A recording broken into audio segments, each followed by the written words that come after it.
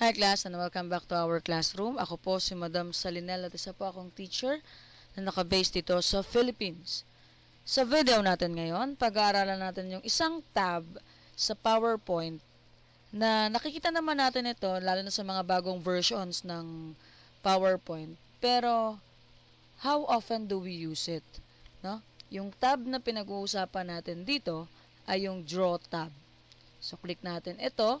At ito yung ribbon ng draw tab natin kung saan meron tayong drawing tools. Yan, may makikita tayong arrow dito, meron tayong lasso tool, meron tayong different set of pens here. Tapos meron tayong ruler for stencil group, meron tayong conversion tool or yung mga pwede natin gamitin to convert kung ano man yung ilalagay natin dito sa ating slide. And then meron tayong replay.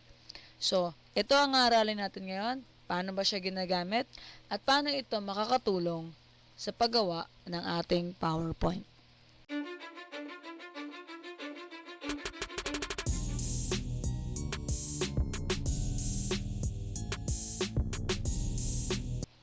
So, meron tayong slide dito. So, gawin muna natin itong blank slide. So, punta tayo sa Home tab, Layout, and then piliin natin yung blank. Kasi by default, ito ang lumalabas. Meron siyang placeholder. Ayan. So, para medyo blanco yung slide natin, click natin yung blank. Okay? And then, punta na tayo ngayon sa Draw tab.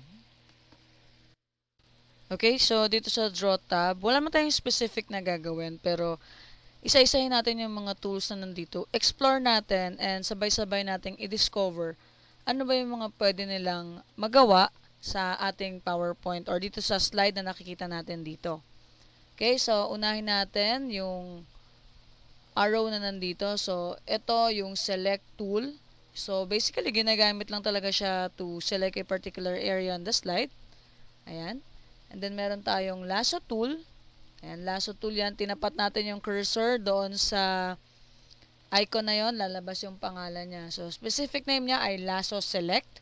So, ginagamit siya kung meron tayong item dito sa slide natin, tapos gusto natin i-select natin siya. So, ganyan yung nangyayari.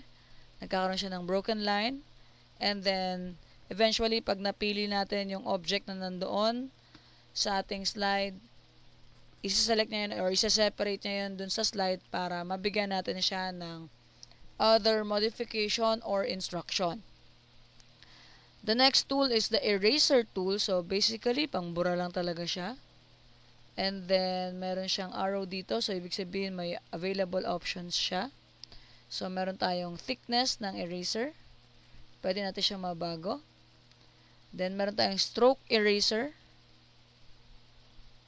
Ayan. So, mamaya subukan natin kung ano-ano yung mga pwedeng magawa ng bawat types of eraser dito. So, lumalabas naman yung description ng bawat types. So, ito ay stroke eraser. Meron tayong point eraser.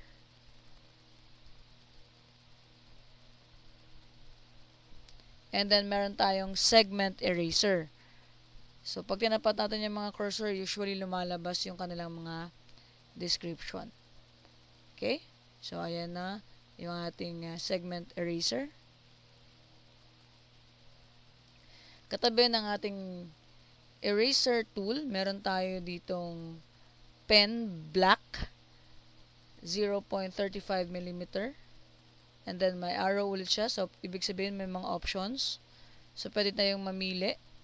So, naka-default yung black. Pero, kung pipili tayo ng ibang color, so, syempre magbabago rin yung pangalan niya. So, pen, plum, 0.35 mm. So, basically, this is a pen tool. So, pwede tayong pumili dyan ng mga gamit natin. Ayan. Pwede po. And then, of course, may thickness. Ayan. Pwede natin magamit siya. Ayan. Okay. So, marami siyang possible colors na gagamitin dito. Maganda yung thickness, no? Para ma-appreciate talaga natin yung content ng color na yun.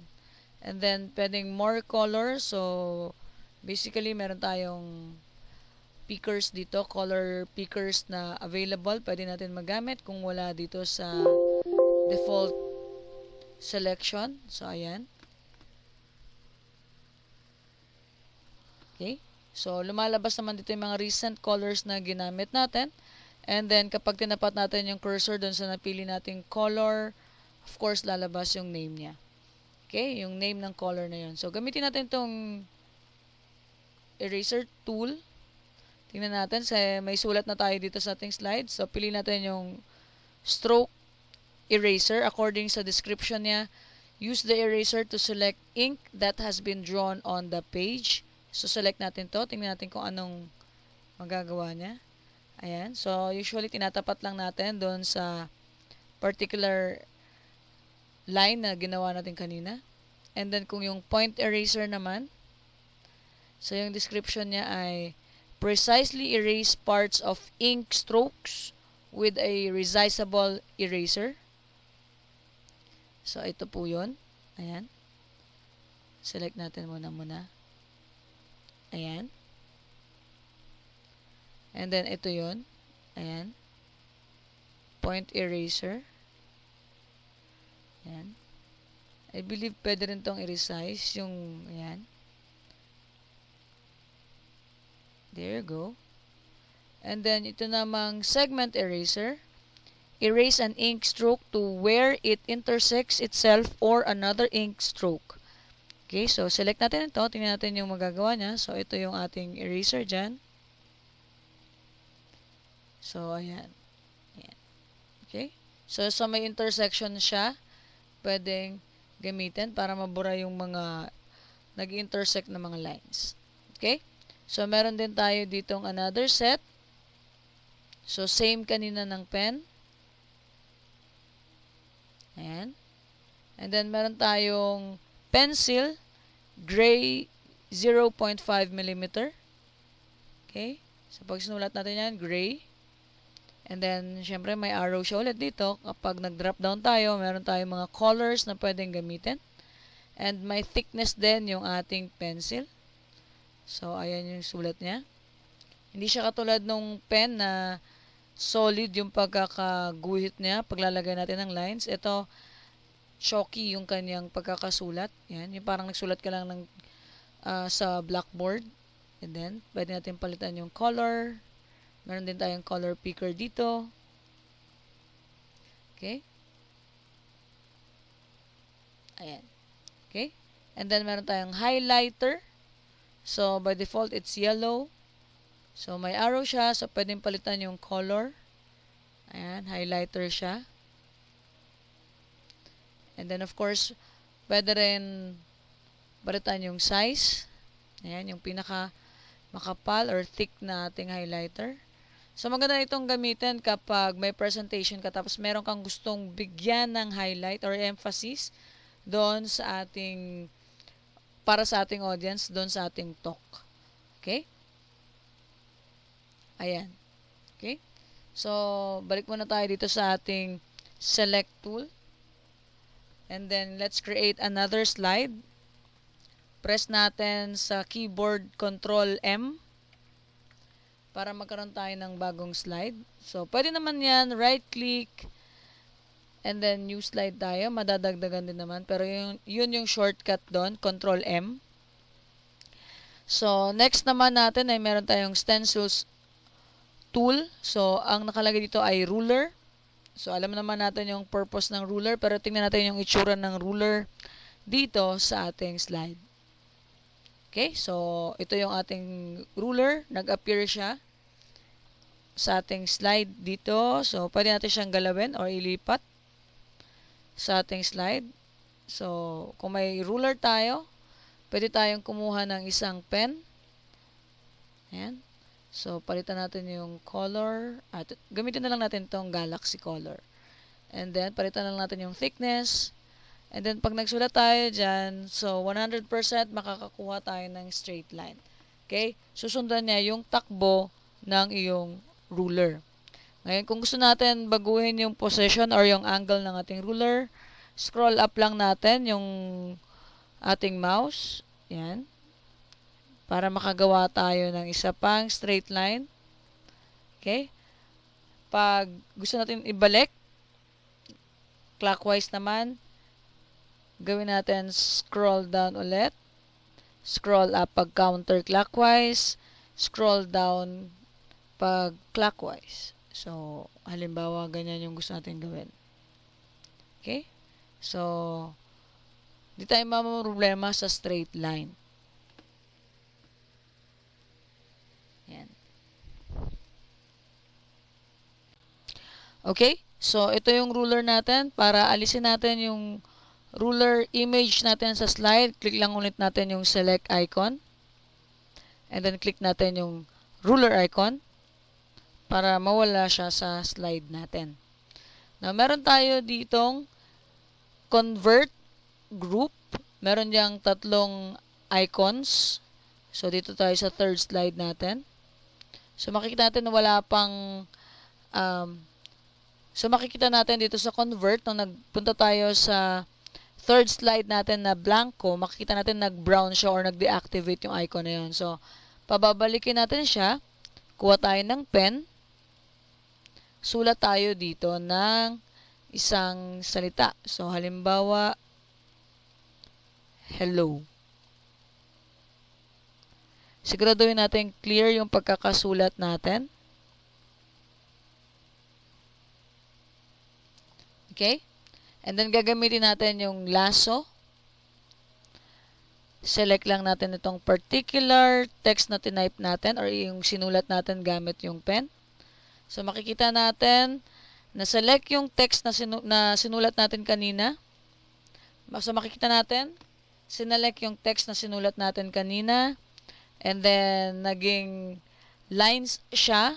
Okay, nawala yung color sa gitna. And then, makikita natin dito sa convert group, yung ink to text ay nag-activate na, tsaka ink to shape. So, tingnan natin ngayon kung ano ang mangyayari kapag itong selected text natin ay click natin ink to text. So, basically, yung text na sinulat natin ay naging font talaga siya sa slide. So, hindi na siya handwritten font na talaga or text na siya talaga na pwedeng ilagay sa ating slide. Okay, so yan yung effect nun. And then, yung ink to shape naman, so, sulat tayo dito or kuha tayo ng ibang pen. So, halimbawa, meron tayong, try lang natin ito. So, square yan. And then, lasso natin. Select natin yung area. Ink to shape. Tingnan natin kung tama yung ginawa natin. And there you go. Naging perfect shape siya. Hindi siya mukhang scribble lang. Okay? So, yan yung ink to text, ink to shape. Now, this time, dito tayo sa ink to math. So, gamit ulit tayo ng isa pang pen dito. So, palitan natin yung kulay. Pwede naman kahit anong color. Gusto ko lang palitan ng color. And then, yung thickness. Pinipili ko yung thickest para dito sa presentation natin, sa demonstration natin, maliwanag yung ating makikitang scribbles, no? So, magsusulat tayo dito 1 plus 1. Then, balik tayo sa lasso. Select lang natin. And then, click natin yung ink to math. So, pag sinelect natin na siya, again, yung scribble natin, magiging text siya sa ating slide. Okay? So, lasso select. Okay. Ayan. Pero makikita natin dito sa ink to math, meron pa siyang icon or arrow. Lalabas yung Open Ink Equation Editor. So, click natin ito. And then, ito mismo, pwede tayo magsulat dito sa dialog box na to mismo. So, halimbawa, ang susulat natin sa dialog box, right, and then, pwede tayong 2 plus 2. Okay? So, ayusin lang natin yung pagkakasulat para mas madaling ma-convert into text ng ating icon dito or ng ating control dito. So, kung okay na tayo dyan, click natin yung insert. So, ayan na yung ating text ngayon. Okay? So, itong text natin na to, Again, pwede natin i-set sa kung anong font na gusto nating gamitin. And then sa size. Okay? Pwede yan.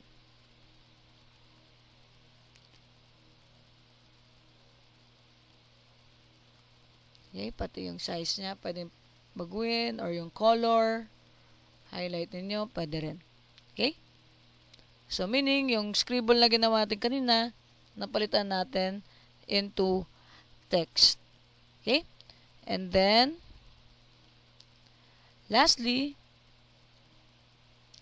meron tayong ink replay. Automatically replay the creation of visible ink strokes. So, pag clinic natin ito, so, sulat muna tayo dito. Tingnan natin kung ano mangyayari. Click natin to. Ayan. So, ipi-play lang niya or i-replay niya kung paano mo isinulat yung ink or yung scribble mo sa slide mo. Okay, so, tingnan natin dito sa bagong slide na gagawin natin. Maglalagay tayo ng ibang scribble. So, kapalan lang natin. So, meron tayo ditong wavy. Ayan. Ayan. And then, click natin yung ink replay. Makikita mo, inuulit niya or play niya ulit kung paano mo ginawa yung scribble mo. So, pwede mo siyang i-play. Ayan. And then, back lang dito sa select. Click mo ulit yung ink replay para ma-unselect siya. And then, you have now your scribble. Ayan. Again, pwede mo siyang i-resize katulad ng basic objects natin pag nag-slide tayo or gumagawa tayo ng PowerPoint. So, ayan po. So, yan po yung mga tools na meron sa Draw tab. Sana po pag gumawa po tayo ng PowerPoint presentation and kailanganin natin ang mga tools na ito, alam na po natin kung paano gamitin at i-apply para sa mas maganda at interactive na PowerPoint presentation. And that's our lesson for today. Kung nagustuhan nyo po ang lesson natin ngayon, click nyo na lang po yung like button, share this lesson, at mag-subscribe na rin po para maging updated kayo sa mga susunod pa nating klase. Mag-iwan na rin kayo ng comments sa ating comment section para sa mga natutunan ninyo sa video natin or other suggestions para ma-improve natin ang ating video tutorials. Thank you very much for watching and always remember, be kind to one another.